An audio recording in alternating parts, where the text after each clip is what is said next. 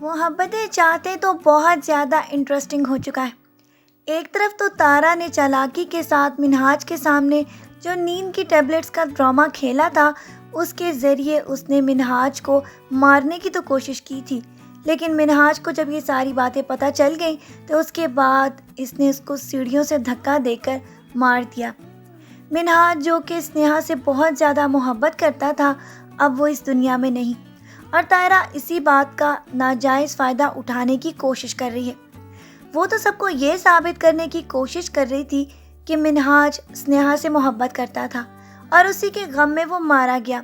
لیکن جو کچھ بھی ہوا وہ سب کچھ کیمراز میں بھی ریکارڈ ہو چکا ہے،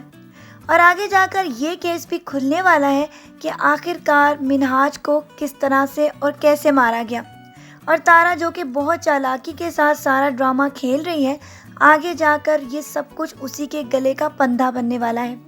ورنہ منہاج کو مارنے کے بعد تو یہ بہت خوش تھی کہ یہ جو چاہے جیسے چاہے کر سکتی ہے،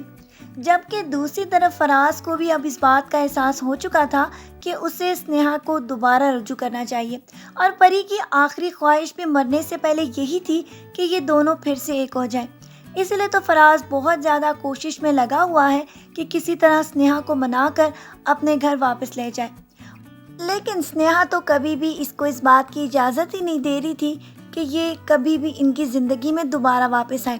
اسی لیے تو ہر دفعہ اس کے آنے پر وہ بہت زیادہ غصہ ہو جاتی تھی۔ لیکن جب سے شیروز کے ایڈمیشن کی بات ہوئی ہے تب سے اس نے اس کو آنے کی اجازت تو دے دی ہے، لیکن پھر بھی وہ اس کو اس بات کے اوپر بارابر کراتی رہتی ہے کہ شیروز اس کا ہے، اور وہ کبھی بھی شیروز کو اس کو لے جانے نہیں دے گی۔ لیکن ان لوگوں کو ابھی اس بات کا معلوم ہی نہیں کہ ڈاکٹر منہاج نے مرنے سے پہلے ان لوگوں کی زندگی کو بدلنے کا بھرپور پلان کر دیا تھا۔ ایک طرف تو اس نے تارا کو بری طرح پھنسا دیا تھا کہ اگر اس کی کبھی بھی ان یوزول قسم کی ڈیتھ ہو جائے تو اس کی ذمہ دار تارا ہوگی،